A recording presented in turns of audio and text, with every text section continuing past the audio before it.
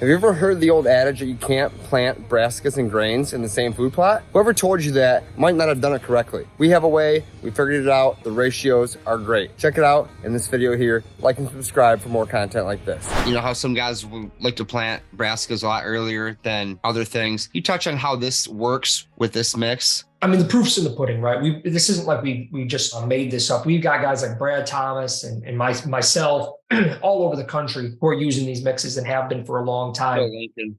Yep. Yeah, Phil Lincoln. But what happens is if you went out and put down rye grain at the end of July, let's say, and you just put down, I don't even know what the recommended rates are anymore in the food plot industry for rye because they've gotten a little bit ridiculous in my opinion, but they're, let's say 100 pounds to 200 pounds an acre. Well, you probably won't have deer at that time of the year eating on the rye grain enough to keep it suppressed at that seeding rate, especially if you're going to dumping synthetic fertilizers to it, et cetera. What happens with this mix is your grains, they're only, about half of the mix. The rest of the field, and now it's mixed, right? So it's not like half your field is grain. It's half your mix and it's interseeded amongst everything when you seed it out there. So you have a grain here and a grain there, and it comes out the next year to be very robust and it feeds the soil and everything and gives you a nice thatch cover, but it's not so robust that the deer can't keep up with it. So they can nip the grains as they're going through. They'll take a bite of clover, they'll take a bite of a grain. So it's very, very rarely. I mean, I don't think we got a single call last year that I can think of that somebody said, oh my gosh, my grains all went to head.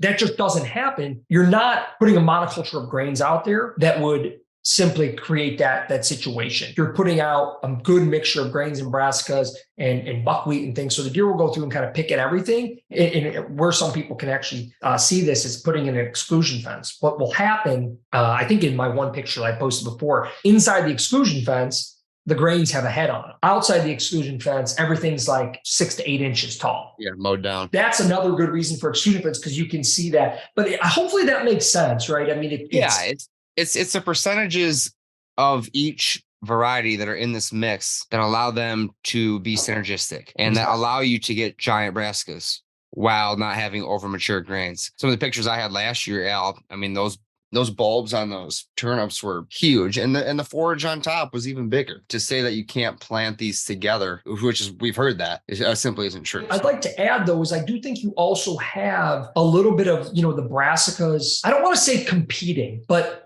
kind of are competing in a good sense that you're not getting this just like bolt of if you planted a monoculture of say rye grain at 200 pounds the acre and put a bunch of nitrogen to it, you're going to have these seeds like leaping. When you have these synergistic relationships and plants growing together, you have the brassicas forming, right? And then you have some rye grain kind of underneath, and maybe a brassica starts to shade it slightly. And then a deer comes by in October and eats that particular leaf off of that forage brassica. And now now there's sunlight there. Well, those clovers and grains that were underneath there shaded and were slightly suppressed now have an opportunity to grow. And that's kind of how it works. And you'll notice that, again, you put an exclusion fence in your field, you'll notice that throughout the field and kind of see how the grains and the clovers and everything grow in between the brassicas, or maybe the brassicas grow in between it, however you want to visualize it. But that's what allows that system to work and to function, and why we still recommend anywhere from end of July to September 1st, planting this mix. The biggest thing I can say for this, depending on how you're planting, is these mixes do so well if you can get a rain right on them. So if you can see in your forecast, if you got to take a day off of work, whatever you got to do, you can get these down and get a fresh rain on grains. They're so quick to establish.